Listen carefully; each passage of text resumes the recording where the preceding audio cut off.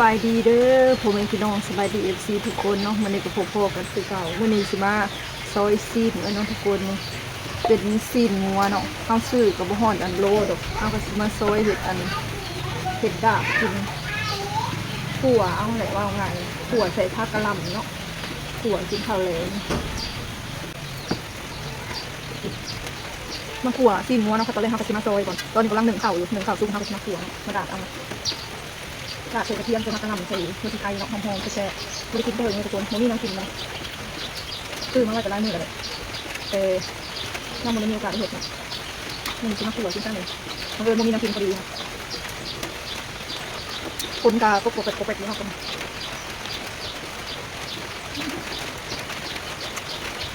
คนกาก็ปกติอยู่ลิ้นตั้งแต่เมื่อคืนคนที่น้องนั่งบนอยู่มืดมืดเลยนี่เนาะบ่ได้ออกไปใจเลยเพราะว่าออกไปใจบ่ได้ลิ้นมืดนี่ซีนกัน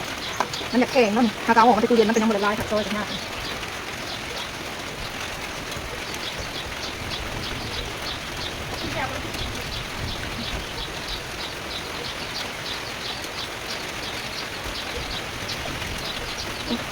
ลงมาโซยอยู่ลุมดีกันบวกสะดวกมันก็ยังแข็งอยู่เนาะโดยมันก็ยากเลยปวดลิ้นหมดมือก็ไม่ลองไปใส่ก็ได้ลิ้นแต่เมื่อวานนี่ตอนค่ำๆเนาะแต่ลิ้นยาวมาเลยจนหอดตอนนี้เนาะเขาหนึ่งเขาสู้เขากับตีขวดเลยตอนนี้เขาก็ได้ซอยซีนออกมาเลยเป็นที่หิ้มห้อยเนาะทุกคนเดี๋ยวเขาก็สิไปเตรียมเครื่องปรุงหรือว่าส่วนประกอบของการดาดซีนกันเลยเนาะข้าวของเขาก็กำลังขึ้นอายห่วยๆเนาะทุกคนฝุ่นก็ป๊อกแป๊กอยู่ลิ้นตั้งแต่เมื่อวานเนาะเมื่อวานนี่ก็บ่แม่นว่ามืดดอกประมาณตอนนั้นค่ำๆแล้วเนาะตอนดึกๆแล้วแต่ก็มือนี่คือมืดเนาะหนูมีใครออกไปลูกกาสัมผัสอิดว่าเอื้อยคนเดียวสิออกไปลูกกามื้อนี้เนาะแต่ว่าฝนตกไปบ่ได้เลยพี่น้องสรุปแล้วบ่มีใครไปบ่มีใครออกเฮือนเลยเนาะมื้อนี้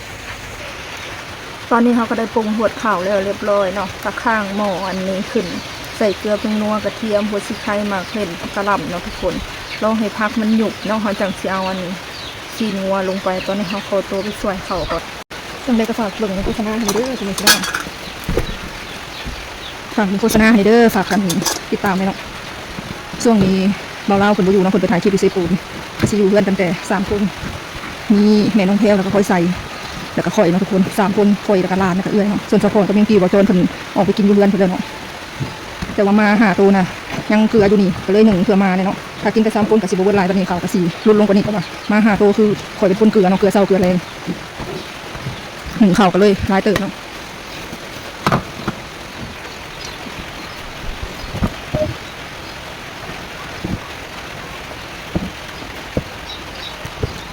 เป็นดูที่ง่ายๆเพื่อผ่านห่อนมือเนาะจะทาโจงไปยันมือโกงจะเรียบร้อย100%เนาะทุกคนตอนนี้หมอได้กดแล้วซีนงัวกับแพงผมพี่น้องบัดเฮาไปซื้อกันเลยคือเนาะหมอหอดแล้วหมอน้ำซุปเขามันกดเลยเนาะเอากระสิใส่ซีนงัวเนี่ยลงไปใครที่เข้ามาเบิ่งกระเป๋าโฆษณาฝากกดติดตามให้เด้อผมพี่น้องช่วงนี้หมดกำลังใจหมดไฟในการทำคลิปเนาะใส่โรตีขนมลงไปเพิ่มความแซ่บเกลือเขาใส่หน่อยนึงช่วงนี้กินเค็มบ่ค่อยได้เก็บกระเพาะเนาะเก็บท้องเก็บกระเพาะบ่ค่อยได้เห็นกินต่ำแล้วก็บ่ค่อยได้กินเค็มเนาะเมื่อกี้นะมีหมูกินต่ำก็กินดูกินกับน้องแพรวบ่กินกับหมูบ่กินกับซุ่มเอื่อยแต่เดี๋ยวนี้บ่ค่อยได้ซุ่มแซวกันไปได้บ่มีหมูเลยบ้างบ่มีคนกินเป็นหมูเลยร้านน้องแพรวก็ไปเฮ็ดเวียกอยู่เวียงจันทน์ก็ได้3 เดือนน้องยังบ่ได้มาเพิ่นคือสิบ่ได้มาเฮ็ดนาดอกปีเฮ็ดนามันก็เมื่อยเนาะเพิ่นก็บ่อยากมาเลยตามสไตล์ชีวิตวัยรุ่นก็อยากหาเงินอยากลิ้นอยากกินอะไรเนาะทุกคนหาไปก็สิได้ใส่น้ำเพิ่นอยู่บ่ก็บ่ว่างได้ใส่น้ำดอกพ่อแม่พี่น้องหาขอที่เพิ่นกลุ่มตัวเองก็โอเคเลยเนาะดาดซีนงัวทุกคนเฮาก็สิบ่อันคั่วเฮิงเนาะก็ว่ามันสุกแล้วก็สิเอาขึ้นเพราะว่าคันเฮาเฮ็ดเฮิงมันสิยากเด้ตอนนี้ก็ไปหาจีนมาพริกตำแจ่วกินกับอันนี้ก่อนเนาะทุกคนทานเรือบักหลายเนาะทุกคนแล้วเฮากินข้าวแล้วเฮาก็ต้มน้ำโตเลยต้มหักไม้เนาะหักไม้ดีกระเพาะซื้อเอาให้บ่ควรซื้อมาให้หักไม้ก็ได้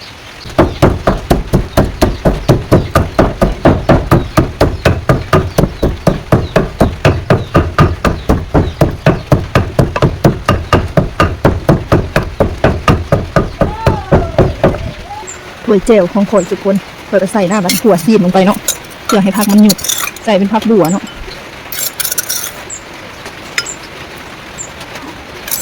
สิได้แต่บ่มีอย่าง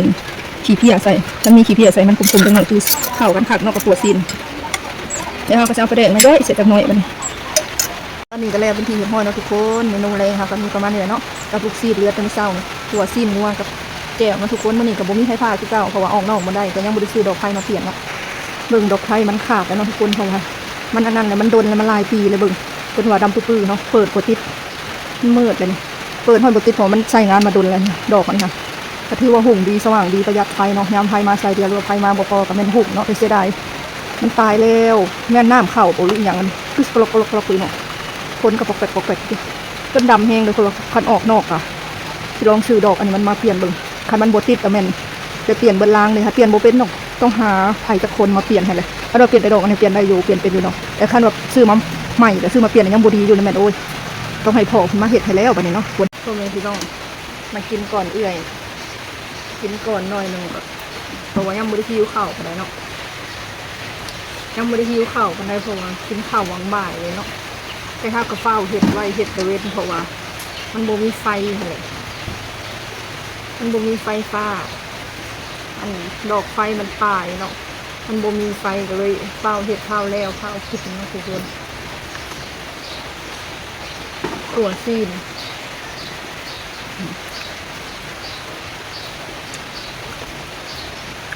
จำแจ่วเข้ากัน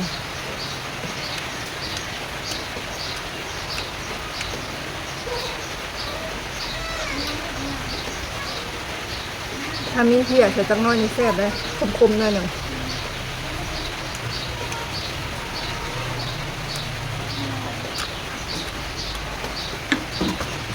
ก็ยาแต่บ่มีเพียเนาะใส่เพียน้ำน้อยหนึ่งมันแซ่บ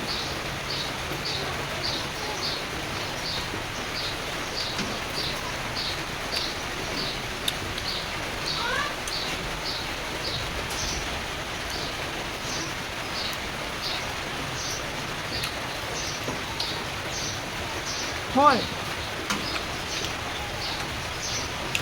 ขนาดว่าฝนตกยังห้อนเป็นฝนบ่ตกนี่แห้งสิเอาครับหนังลิ้นอยู่นี่ยังห้อน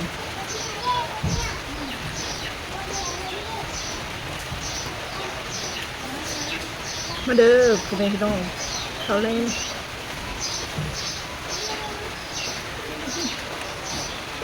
ห้อนเสือออก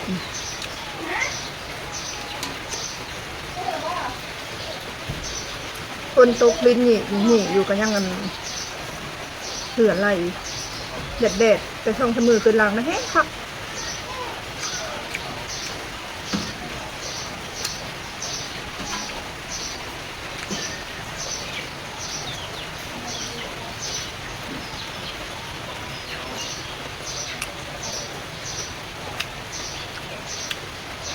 หลังจากกินข้าวแล้วกับพาFCมาเบิ่งฝนตกลิ้นเนาะอันนี้เป็นนาซองสพ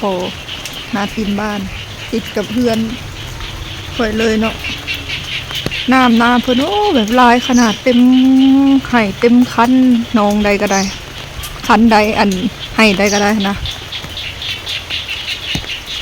ทางเสียงกบเสียงเขียดเนาะทุกคน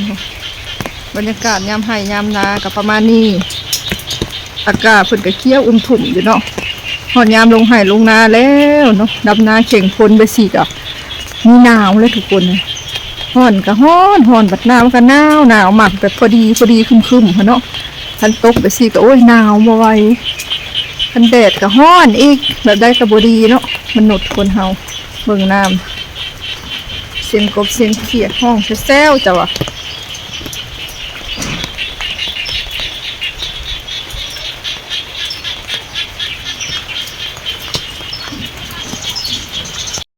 เอาละน้องพ่อแม่พี่น้องสำหรับคลิปนี้ก็ขอจบเอาไว้สำหรับก่อนเด้อคลิปหน้าผู้พ่อกันใหม่ก็ฝากพ่อแม่พี่น้องเบิ่งโฆษณาให้ได้ก็กดไลค์กดแชร์กดติดตามนำเนาะเพื่อกำลังใจ